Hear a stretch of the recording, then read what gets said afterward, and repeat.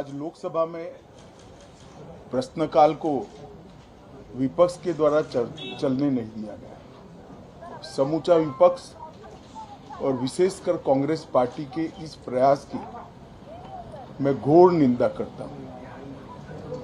अरुणाचल में 8 की देर रात और 9 की सुबह घटी घटनाओं का हवाला देते हुए विपक्ष ने बहुमूल्य प्रश्नकाल को स्थगित करवा दिया।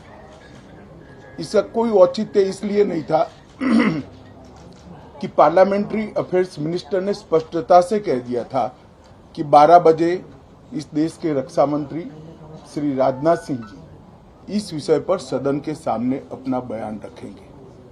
जब बयान रखने की बात कर ही दी तो इसका कोई औचित्य नहीं था। मुझे भी थोड़ा आश्चर्य लगा। फिर मैंने प्रश्नकाल के सूची को देखा तो 5 नंबर का प्रश्न देखकर मैं इनकी चिंता समझ गया। 5 नंबर के प्रश्न है राजीव गांधी फाउंडेशन के FCRA रजिस्ट्रेशन को रद्द करने के बारे में। अब उन्हीं के कांग्रेस के ही सदस्य के द्वारा ये प्रश्न पूछा गया और जवाब में बहुत स्पष्ट था। अगर मौका देते तो मैं सदन के पटल पर भी बताता कि राजीव गांधी फाउंडेशन को 2005-06 और 2006-07 के वित्तीय वर्ष में चीनी दूतावास से 1,35,00,000 रुपए का अनुदान प्राप्त हुआ था। चूंकि FCRA के कानून और उसकी मर्यादाओं के अनुरूप नहीं था तो नोटिस देकर पूर्णतया कानूनी प्रक्रिया का अनुपालना करते हुए गृह मंत्रालय ने इसका रजिस्ट्रेशन रद्द किया था। फाउंडेशन ने अपना रजिस्ट्रेशन सामाजिक कार्यों के लिए करवाया है और ये जो राशि चीनी दूतावास से मिली इसका उपयोग भारत चीन संबंधों के विकास पर शोध करने के लिए ये पैसा दिया गया। अब मैं कांग्रेस पार्टी को पूछना चाहता हूं कि इन्होंने शोध तो जरूर किया होगा। क्या उनकी शोध में 1962 में जो हजारों हेक्टेयर भूमि भारत की चीन ने हड़प ली वो शामिल था क्या? और शोध इस पर किया तो रिपोर्ट क्या आई है? नेहरू जी के प्रेम के कारण सुरक्षा परिषद में भारत की स्थायी सदस्यता बलि चढ़ गई। इस विषय को उन्होंने शोध का विषय बनाया था क्या? और अगर बनाया था तो इसका नतीजा क्या हुआ? जिस वक्त गलवान के अंदर हमारे सेना के वीर जवान चीनियों से भिड़ रहे थे उस वक्त चीनी दूतावास के अधिकारियों को कौन रात्रि भोज दे रहा था?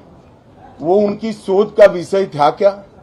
अगर था तो उसका नतीजा क्या हुआ?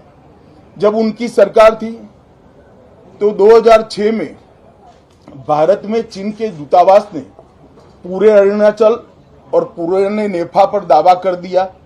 वो उनकी शोध का विषय था क्या? अगर शोध हुई तो उसका नतीजा क्या हुआ? 25 मई 2007 को चीन ने कांग्रेस के ही मुख्यमंत्री दोरजी खंडू को वीजा देने से इनकार कर दिया क्योंकि ये तो हमारा ही हिस्सा है अरुणाचल। ये भी शोध किया गया क्या? 13 अक्टूबर 2009 को मनमोहन सिंह की अरुणाचल यात्रा पर चीन ने आपत्ति जताई, वो आपने जांच किया है क्या? और 2010 में चीन ने जम्मू कश्मीर के लोगों को स्टेपल वीजा जारी करने की प्रथा शुरू की, ये भी क्या आपका शोध का विषय था? 2011 में कांग्रेस सरकार ने चीन की धमकी के बाद हमारे रोड और वाइटल बॉर्डर इंफ्रास्ट्रक्चर्स का निर्माण डैम चौक में रोक दिया। ये क्यों रोका गया इसकी भी शोध की है। मैं कांग्रेस पार्टी को पूछना चाहता हूं, ये दोगला रवैया जनता के सामने नहीं चलता है। जनता सब देख रही है। आपके परिवार द्वारा चलाया गया फाउंडेशन उसका FCRA रजिस्ट्रेशन चीन की दूतावास से मिले हुए अनुदान से समाप्त हुआ है।